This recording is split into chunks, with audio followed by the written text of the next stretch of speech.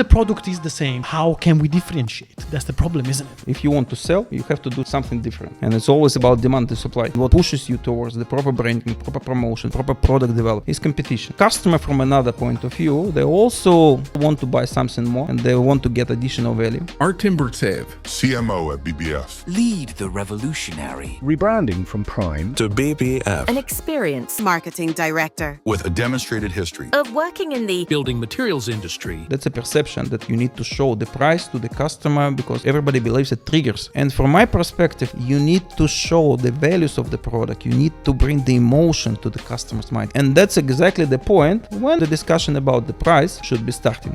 Artem, you are neither a marketeer specialized in real estate and you are neither a Cypriot. So you are the absolute perfect person for this question. What is the state of real estate branding and real estate marketing in Cyprus?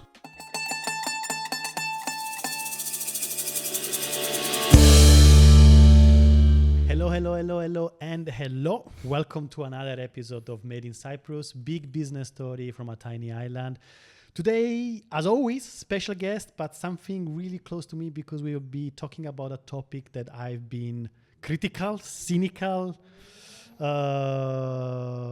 judgmental about it. Say it as you want, but we will get into that. Today we have Artem Burtsev, CMO of BBF.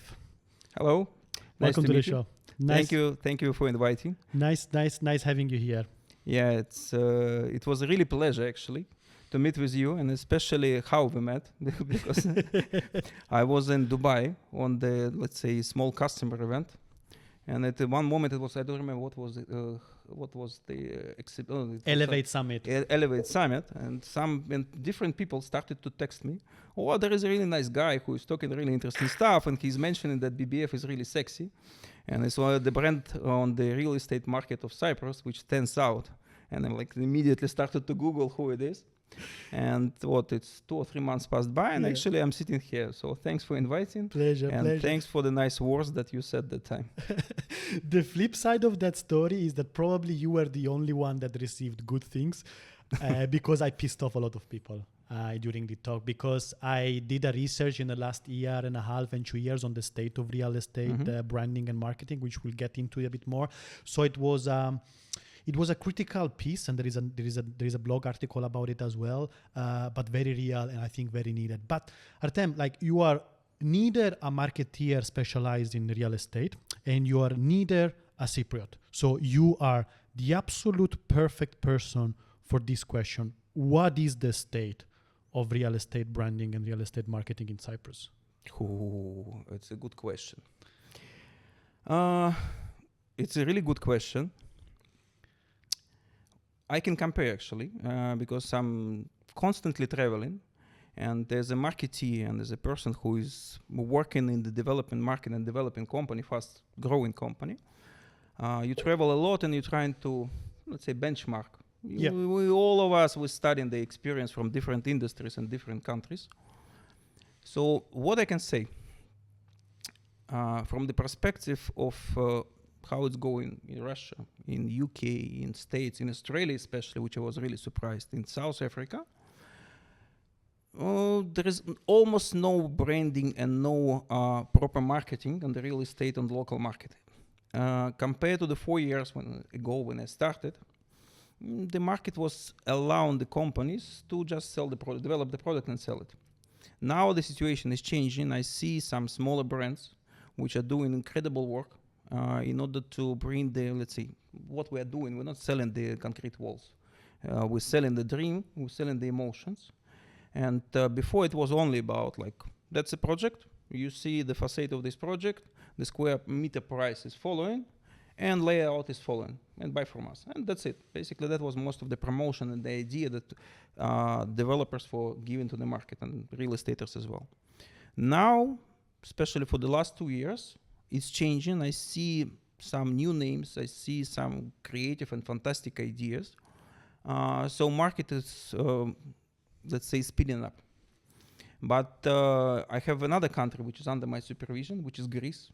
And all the Cypriots, actually, they consider Greece and Athens as top place in the world. Yes, exactly. Let's go to Greece. But it's really nice. I mean, first time I came to Athens, it was a disaster. Like, what is this? I was reading the history books when I was a child, and like I was expected to see some ancient city. But when I came the first time in the city center, I was like, oh, what is this? Then I visited Kifisia, I visited Riviera. I changed my colleagues started to bring me to different restaurants and places, and it's a completely different perception right now. But what I'm trying to say is, like, if you compare Cyprus and Greece, the, let's say, branding and promotion that the developers doing here and over there is like 10 years behind.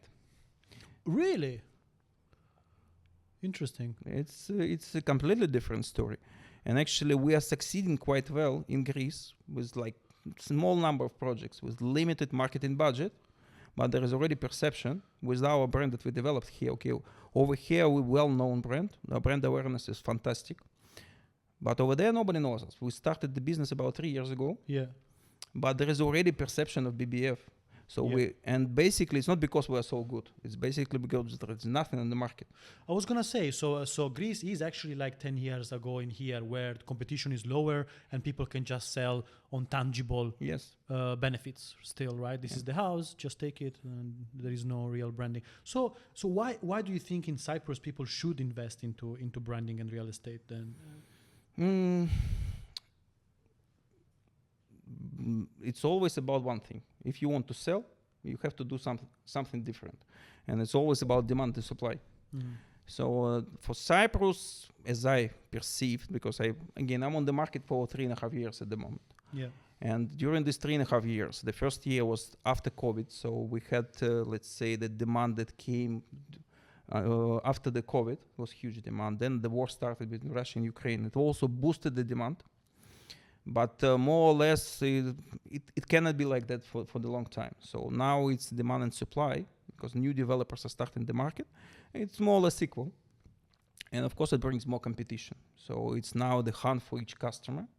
So what allows you to, what pushes you towards the proper branding, proper promotion, proper product development, proper pricing strategies is competition. Yeah. And customer, from another point of view, they also started to look at the product differently. I don't know, too many people, I don't know people who just wants to buy the, like, let's say, 4 walls and the parking space underneath the building. People want to buy something more, and they want to get additional value. And another important thing that we are actually discussing a lot within in our office, in our meetings, is that we're not competing in Cyprus only. Majority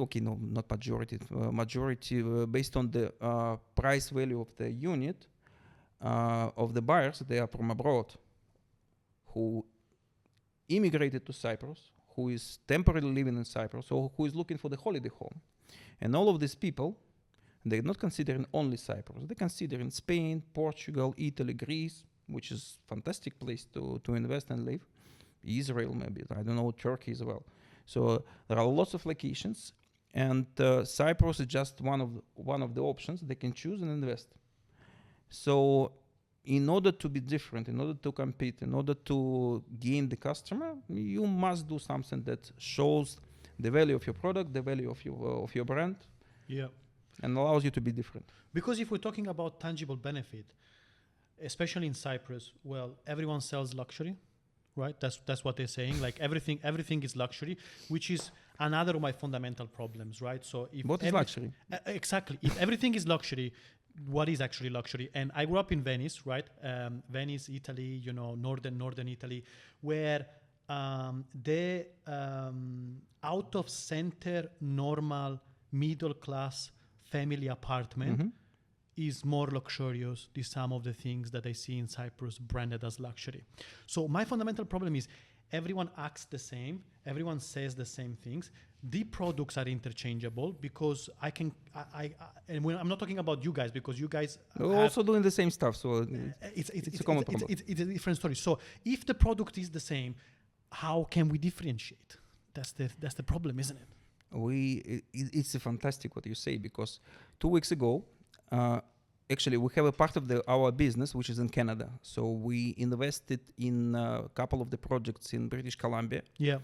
And we mainly acting there as an investor. And one of the reasons why we're doing so, because if you look at how sales and marketing operated in North America, in States and Canada, it's a completely different approach. And they're doing really fantastic things there in order how to sell the properties. And for us, it's basically the knowledge base. So we're testing and practicing and gathering the knowledge we can use here. And also we're using some of the practices over there. So we consult our partners over there some hints that we have over here. So this is basically knowledgeable thing. And one of our partners, really brilliant guy, 35 years in sales and marketing of real estate in North America. He launched 2 Trump Towers in North America, one in Vancouver, one in Hawaii. Brilliant guy, guru in sales and marketing. He came here and he actually asked the same question. Why everybody's saying luxury? And what do you mean by luxury? And everybody's luxury, it's expensive, blah, blah, blah. But he said, really brilliant thing. He said, luxury means unique. Luxury means unique. And it's like, and absolutely, that's true. If it's a luxury product, you don't need to say that's luxury. It's so unique that you promote it to the really narrow target audience, which can afford it, and you show it with the value that actually it will be challenging for them to afford. This is how it becomes luxury. But if you say on the billboard it's luxury properties in Paphos, what is gonna, okay, it might trigger some people to come there, but their perception is not gonna be that they're buying something luxury. Actually, if you tell me that is luxurious, the last thing I will perceive that is luxurious. And it's the same thing when I do market research and I'm helping our companies rebrand and our clients and everything, and I go and I check the competitors. Competitor number 1, we are the leading XYZ in the market. Oh, great, good for you. Competitor number 2, we are the leading in the market XYZ. Good for you, another leading company. Same the 3rd, 4th, 5th, and 6th. And you know, I mean, I grew up in an active family. We did sport. I watched the Olympics. There are 3 medals, and the leading is the gold, which is 1. So how many leading companies can it be? And again, it's not about saying something, it's about feeling it. And luxury is the ultimate experiential experience, isn't it? Absolutely. Something that you should feel and breathe, not just say it on a billboard.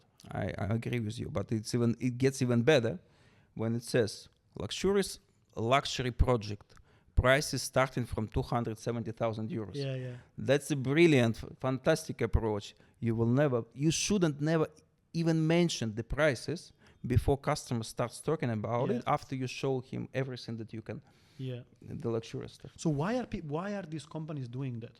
Why there is an obsession in Cyprus with real estate billboard, with luxury? Why it's so defined in your perception as an external? Because again, like you are fresh-minded, and it's the beautiful place to be because you moved here for not so many years. You have that great, fresh eyes kind of mentality. But it's simple. It's what we discussed with you before. How many, let's say, proper marketeers within the business and let's say within agencies do you see in the market? I don't want to be egocentric and say we are the only one, but very few. That's exactly the point. So, but these are in the companies. So people like you then. I don't know. Or agencies. To be honest, I don't know too many people from marketing departments on the competition that we do face. Yeah. But again, we're talking always about the market. If market allows you, if there are customer coming in, and he's buying your properties, you feel that brand awareness is what you're looking for, but you need to trigger some people, and that's it. Let's say the market, I just realized the market is driven by the sales force, mainly by the sales force, because the market itself is driven by the real estate agents. So how the customers are getting here, they're going mainly through the real estate agent, who is coming to you with the customer in his hand, and he's doing like face-to-face promotion of the developer or of the project. And what you're discussing with the agent and the customer on this stage is the price. And it's the first thing. So you need to show, that's a perception, that you need to show the price to the customer because everybody believes it triggers. And the salesperson is always talking about the price. It's the main trigger for the customer. From my perspective, it's a mistake, because with such a purchase as real estate, which requires like 6-7 months until the first lead that you're getting from the customer until you sign in the contract, it's a long-term process. It requires like 3-4 meetings, viewings of the plots, checking the showroom, going to the different meetings, meeting lawyers. So it's a really difficult process. Yeah. And from my perspective as a marketeer, you need to show the values of the product. You need to bring the emotion to the customer's mind. He must start thinking and dreaming about the product. He must start imagining himself living in the product. And that's exactly the point when the discussion about the price should be starting. When it's opposite, when you're starting from the price, it's coming to discussion about discounts, pricing, etc., what's the financing strategy, etc. And that's a race to the bottom. Absolutely. As soon as you start talking about money and doing discounts, that the only way is down. I had a discussion with one of our new sales team, sales guys yesterday. Exactly about he's trying to do his to promote his personal brand in Instagram, and he started to put basically some of our listings mentioning the price on that, and then benefits of the project. And I gave him a case because he used to study in London. And I said to him, okay, you were flying through London, from London to Larnaca and back. So just imagine one thing. And it's my personal example because I'm going to States for this Christmas. So nice flight by British Airways, absolutely brand new A330. They give you as additional offer like business launch in London, the selection of food, and it's tickets for the Christmas. How much would it be? Your perception. He said like, okay, 1.3 thousand euros. I said, thinking, fantastic. That's your perception. Now it's different. I'm telling you, I bought the tickets for 500 euros and I'm telling you the same features. You immediately started to understand and value these features, not at 1.2 thousand. You started to feel that the value of these features is 500 euros. So you decrease the price value in customer's mind by 50%. He said, I understood. Started to change the approach. So that's basically the logic, and what I feel is a mistake when we have so much communication saying luxurious at 200,000 euros or luxurious at 500,000. It doesn't matter. It's not luxurious. It's you immediately pushing the customer to see the price and start understanding everything that you're gonna give to him at exactly this price. And it's just a starting point because he will decrease the price, starting to bargain if he's clever enough. Yeah, and I cannot, and that's beautiful. I think that's beautiful and really well explained. It reminds me a bit that very famous ad of the first iPod. It was back in the days where everyone else was talking about the MP3 music compression technology, how good it is, and you know that this technology will revolutionize music, yalla yalla yalla. They went with a black and white ad with the product, and they said 10,000 songs in your pocket. Yeah. Even I remember that. It was ages ago, but amazing. Amazing. No price, no feature. Emotional storytelling that anyone from your grandmother to the kids to the boss, anyone will understand. And that's what I think real estate in Cyprus is lacking, you know, the ability to create an emotional storytelling on a place that can become your future, right, beyond money and actual location of the house. And it's interesting because I never fully appreciate how much emotionality goes into real estate because it's a big purchase. It's huge purchase, and it's what's even interesting that there are so many motives to buy the property. So when you start actually dig diving in it, there is not basically not okay. Let's say that for the local market, for the middle class people, and for the people with smaller budgets, of course, they are looking to buy an apartment as a place to live in. But when you start to dig dive, there are so many interesting motives to purchase, which is not about the money, not about the location. We have customers who are so-called trophy buyers. So they're buying the real unique real estate as, let's say, some people are buying expensive paintings of some famous artist for the collection. So one of the projects that we do have is Berengario Hotel.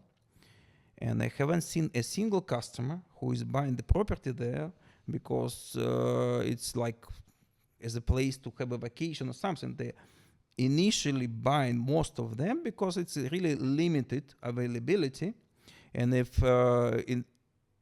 I'm gonna own it, and nobody else is gonna have something like that. It's like 9 villas only and some units within the hotel itself. Yeah, it's also the story of that place. Oh, the story of that place is incredible. But what is happening that from out of nowhere, people are coming. We had one actually potential customer. We are still discussing with her. This lady is buying unique properties all over the globe with some history behind. So she was talking, telling me about the apartment she recently bought on Como Lake in Italy, where I don't even know the guy, but famous poet used to live in this apartment for 5 years, something like that. And she bought this apartment because he was living there. Now she's considering Berengaria because like so many famous people used to stay in this place, and the place is so unique and has such a history behind. And that's an intention to buy. And of course, it's not about the price. Of course, price will come in the end, but it's not about the bargain. It's because the emotion of owning such a place in the collection, that's what triggers people. I love that. And I think that's also like a general branding and marketing philosophy that does not only apply to real estate, because even when we're buying a watch, you're not buying because you need to tell the time or have the calendar, right? It immediately becomes status, right? So Philippe Patek, like you're not buying it, you're simply passing through the generation, right? But what a beautiful line. You don't own it, you are gonna give it to your child. Oh, yes. Like how emotional does that get? Like, or Rolex is like any watches tells time. A Swatch tells the time as well as a Rolex watch tells the time. But owning a Rolex means that you are now specifically part of a specific group. Or Harley Davidson. Oh, yeah. Harley Davidson, they're not great bikes. They're loud, they're expensive, they break down.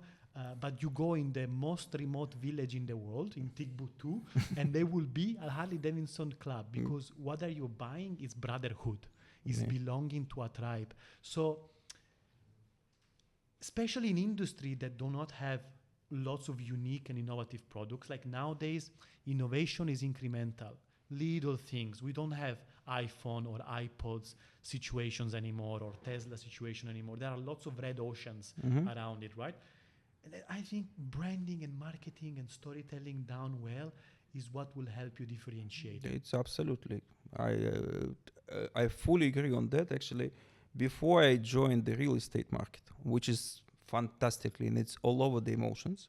It's what I mentioned during our call. Yeah. I used to work in the construction materials industry, which is basically commodities.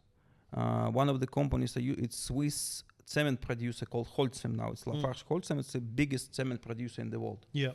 And they basically was selling bulk cement. So you don't even have a packaging. So it's a truck, cement truck, which is coming with the powder, cement powder. Yeah. And to come into the production site. And you need to get the price premium because you are a Swiss company, which is 120 years old, and you are a big Swiss company having absolutely the same commodity project. So, and it's B2B, and it's about, depending on the production, it's about 60-70% of their costs are coming from your product. So 1% change in your price affects their cost significantly. Wow. And the quality is the same, yeah? Okay, the technical characteristics are the same. So, and there are not so many customers on the market, which is obviously. And you need to reach the price premium. And you also need to bring emotions, because basically when you're dealing with people, it's not B2B, it's people. And like 5-10 people within each business which are involved in this. And you start to find the ways to simplify their life or bring some new pleasures on some ideas and something that really nice for them, that they feel inspired. Something that goes beyond transaction. Yes, absolutely. And it was fantastic experience. I was so incredibly surprised. We had customers. We basically segmented, we did the segmentation of the business according to the behavior of the business. It was customer value management, we called it. So we had six customer types depending on the type of the business. Some of them was cost-cutting business, some of them were growers, some of them innovators, etc. And you start to package some things that are important for them. And we had set of the customers. We had about like 200 cement trucks, 50 of them were branded cement trucks, and we cleaned them with the exit because it's difficult to get of cement. They were really nice. And these customers were willing to overpay like 3-5% on the product just for one condition, that we're bringing them only branded cement trucks. When we started to dig dive, we understood, again, it's emotion, pure emotion for people overpaying in B2B, because it's like concrete mix, what it's called, concrete mix production factory. It's really dirty and sickly ugly, it's really gray. And when they were getting to this production site, really white and beautiful cement truck, which was packing for like 1 hour there, they were so emotionally, the owner of this business was so emotionally inspired that he was willing to overpay. Because from that perspective, for himself, his business looked much better and much more professional and much more perception-wise. So even in this case, it sells. Emotion selling, branding is selling. But when you come into the real estate, it's a fantastic land of opportunities to pack your product. Beautiful. And so tell me about the story your position at BBF. How did you got there? What happened? Tell me a bit more about this. It's an interesting story. So I used to work in the company called Knauf. It's a German producer of dry walls, dry mixes, thermal insulation. Very sexy stuff. Absolutely. No, it's really sexy stuff. I can show you some cases. It's really interesting when you manage to do the sexy packaging of thermal insulation over the glass wall. It's fun. And you challenge me. I'm looking forward to that. I'll show it to you. Anyway, so it's a pure German company. It's what we discussed with your colleague. I was developing the new approach because different target audiences, and I started to work with the installers in Russia, and actually we succeeded on this. And then at one moment, the people in Germany, they realized actually that it's target audience that nobody ever worked with, and then they found out that the Russians already successfully working with the audience, and they started to invite me to all the conferences, and they invited me to relocate to the headquarters in Germany. Yeah. And I was like, okay, it's a really nice career in the global corporation. And I moved, and I relocated there, and I started to work in Germany. And for me, it was the country which is really tricky to live and work in. Based on I clearly understand why German companies are so successful, but there is no way to be creative. There is no way to be out of the box. And if you, yes, exactly, and you're just part of the machine, that's it. You're not allowed to do any directions, you just go as everybody else going. If you have plans for 5 years, you have to follow every single step of this plan. And my personal, let's say, success with all the things that I did, I was going like to the opposite direction. If I see that the whole market is going one direction, well, I'm going opposite. Okay, there are lots of mistakes, but I mean, if you don't try, you don't get. And I stayed there for 6 months. I realized it's really challenging for me. It's really difficult. And but my family at that moment already lived in Cyprus, so I sent them here for a year to understand that they can enjoy the sun and the sea. And then after 1 year, they will relocate to Germany when I'll settle there. And it came opposite. My family said, we don't want to leave Cyprus. It's a fantastic place to live. And you leave. And Germany doesn't look like a nice place to live compared to Cyprus. Can't argue with that. Yes, and I came here just 2 weeks before COVID. I stuck here for like 4 months or 5 months. And then I had to come back because there was no jobs, nothing, etc. And I moved to Russia. And then at one moment, a friend of mine called me and said, there is a company called Prime Property Group. They are looking for the advertisement manager. I said, okay. I called the agency because the agency was in Russia. And they connected to me, organized the couple of the interviews. Yeah. We talked, and it was again, I cannot discuss what we've been discussing about, but at that moment, the owner of this business, he was working with he was working with one of the biggest marketing agencies in the global real estate. So the guys are doing the branding of like half of the most luxurious properties, buildings, new projects in Manhattan, and lots of things in London they are doing. So they're top level. They are a well-known brand. But of course, for them, some small developer from Cyprus, it's like customer type C. So they're putting the interns on this job, getting a lot of money, and he was a bit irritated with what they're doing. And we started to talk about branding. We started to talk about lead generation, about things. And he said to me, okay, come over. And that's how I ended up here. So he had an understanding about brand and marketing then. Let's say the following, that initially, what was just in order to understand why he came to this, you need to understand the following. I have a feeling that real estate in Cyprus, it's like oil and gas for Saudi Arabia. So every single taxi driver is a real estate agent here. At least it used to be like that 5 years ago. So everybody's trying to sell you properties. Everybody knows about the properties. Everybody has a contact. So he started his business about 14 years ago as a small real estate agency. And it's funny enough that he already started the branding. There were 3 of them, no money whatsoever, pure startup, okay, some contacts, etc. And what they did a branding which addresses to the Russian-speaking market who was coming mainly to Limassol. So they called company Prime. Why Prime? Premium. Property, obvious, to explain who we are. And group, they were a group of 3 people. But it showed that, but it showed that it's something big, something that you can rely on, because reliability of the real estate, that's the first trigger point that you need trust. Trust that you need to reach. So the company was developing, the market was booming, and they were developing as a real estate agency, and were quite successful and fun. And then at one moment, their, let's say, renovation project came to him. He invested a lot of his money, he borrowed some money, and he did a renovation. He realized that, actually real estate brokerage and development is completely 2 different businesses. So he started to do developments. And at one moment he reached the volume of the development business, the volume of development business exceeded real estate like in many times. So like 25 times generated more income and more profit than real estate operations.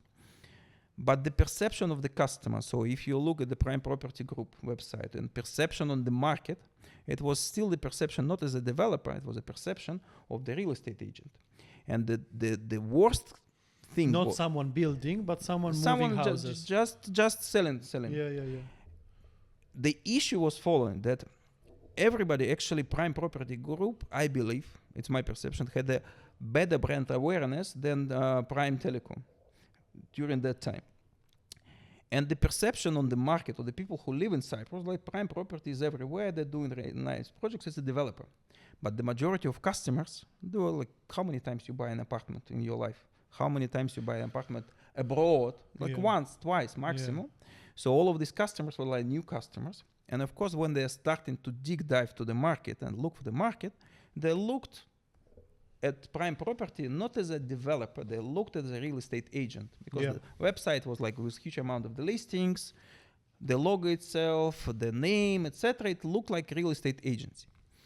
That was like the first, let's say, trigger for him to start thinking about rebranding or renaming the company. The second trigger, that there was always an ambition to expand the business internationally. And if you look and start Google, in any country of the world, Prime Property, there are going to be like 50, 60 companies within the real estate market with more or less the same name. So, and what he started to, again, obvious way, he started to look who is the best on the market globally for the naming and branding. So, and that's, everybody recommended to him, like that's a company from London and New York. They're doing fantastic branding for projects in New York, for London, all over the globe, the most expensive projects. So this is how he started to work. Yeah. So I said to him, like, it's quite simple. When you are working with a huge agency, well-known agency, but you are like customer type C for them, there is not too much interest for it. It's a production. They're doing the easy stuff. The interns will do it. Yes, absolutely. That's exactly what happened. And if you want to get something outrageous, it should be motivational for the agency. They should have it in the portfolio and should be proud of that. So you should look for this type of the agency. So it's not like the big ones. It doesn't matter. It's not related to the money you pay. It relates to the importance of for the agency to have your case. Yeah. So I came here and we started together with him to develop the brief for the I don't call it rebranding. Basically what we did, we separated two brands. So Prime Property is still on the market as a real estate agency. It's almost close, but nevertheless, I mean, it's still the brand of the real estate agency. But what we did, we took development business out of the scope and we developed the name for this. So it's not rebranding. It's like launching the new brand and separating two brands. Yeah. So what we started to do, and I just came here, I started to prepare the brief. I looked at the portfolio of all the customers we do have, looked at basically the values that we had within the companies, and product-wise, we were different, to be honest, to be fair, emotionally and rationally, especially for the main target audience that we had. So the foreign buyers who are buying the summer house. Yeah. And I don't remember what was exactly, but what we wanted to have a naming and branding. And it's supposed to be simple name. It's supposed to be really easy to understand and be read by any nationality in the world. So if it's Chinese, he should read it. Then it was different from the majority of the brands that we have in the developer world. There should be perception that it's international, not Cypriot company. So somebody from UK should think that, okay, maybe Americans or Germans. Somebody from Germany should think that, okay, British or Americans. That's what I thought. I didn't thought it was a local business. That was the initiative, because again, we wanted to do international expansion, and again, that's how you gain trust from the customers. And then we wanted, what else it was? It must look bigger than it is in real life. And it was something else, I don't remember. And I started a tender. So I had two agencies in this, from UK, one Spanish one, really nice agency, by the way. They developed the Vueling branding. You know, Vueling, the airline which flies from Barcelona. Oh, yeah. It's fantastic guys, really brilliant jobs. Then we had one really nice guys from Holland, and there was one agency from Germany. And I started to do this trend. And at one moment... So this was a tender, right? So you, how did it work? It was creative tender. Tender, because actually the perception was like, okay, let's hire the good company, which will develop this for us. And this was naming and branding. Naming and branding. And who was gonna win, was gonna get the project. Yeah, absolutely. And for some of them, of course, we paid because they asked to pay for the job. But again, internal customer, what we talked about it, because his perception was like, we need to hire the big company, they will do everything for us. Yeah. So it's not working this way. I mean, it's always, when we're talking about creativity and about the, let's say, fulfillment of the needs, of the emotional needs, it's intangible. It's really difficult. So of course, it's a business case from one side, but it's also intangible. He was saying one really important thing is like, it's such a tricky for him. It's like renaming your own son. Yeah. That's so it's really emotional. It is very emotional. That's really emotional. So, and at one moment, and it was biggest surprise for me, I was like 3 or 4 months in Cyprus. There was local agency, which I decided to include in the tender, because I felt that it's fair that Cypriot agency also participates in this tender. Yeah. And the tender lasted for 3 or 4 months. Lots of interactions, lots of discussions. There were some brilliant things actually came from UK companies. Oh my God! So this like three agencies, yeah? It's 6 agencies participated. I've contacted about 20 agencies about this thing. Oh my God! So six times meetings, review, it briefing. took 6 months. 6 months. Wow! And by the end, there were about 3 or 4 ideas that we were discussing quite heavily. And the idea which triggered everybody, and the one came from Cypriot agency.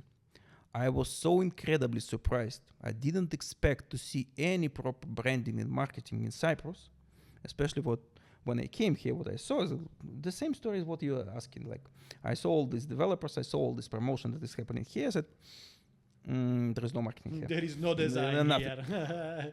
And the concept and idea. What I forgot about in tender, it was that the new brand and the idea and naming should be correlated with the values of the company. Yeah. That was really important. So what they did, they basically, and it was fantastic, they took the slogan that was developed in 2014 for the Christmas gifts. So the slogan, "We build a better future," was put on the Christmas gifts in 2014 or 15, because they had the empty space on the box. And then they liked the slogan. I wasn't working in the company, and they put it on the website and totally forgot about it. Everybody forgot about it. They used word better for a couple of the billboards sometimes, but that's it. And it was on the website all the time. We built a better future. But we had internally the concept, our strategic vision of the development of the company, which was about innovation, sustainability, lots of things that we do believe. Quality of the places, quality of the life that we should deliver to our customers. Actually, you're more than invited to visit our projects. If you haven't been in any, you'll understand what I'm talking about. And they took this slogan and said, guys, all of your strategy that you developed, the vision of the future, on 25 pages, represents only in this. We build a better future, but it's a bit too long, and it's not appropriate for the branding. And you want to feel, you want to get the simplicity and feeling of the big business, and also to be international. So we take out V, we just leave build better future, and it already sounds good as a slogan, but it's again too long. So we take the first letters. BBF. And and it's the whole big business is coming to that. Yeah. PricewaterhouseCoopers, PwC. Yeah. Dolce & Gabbana, D&G. All of the big brands are now yes, exactly the point. And you keep this, but then the main point of differentiation and showing how big you are, it's three letters.com, the main. And bbf.com is available. It was fantastic. It blew up. Everybody, wow. We can basically use the past of the company, integrate it in the future. Fantastic. Brilliant idea. So it's a lovely story. And that's exactly what I do. I cannot share much about it, but this week we're kicking off a rebranding for a company that has 65 years of history. They're really, really good, and we can talk about it. I'm sure you will be excited about it.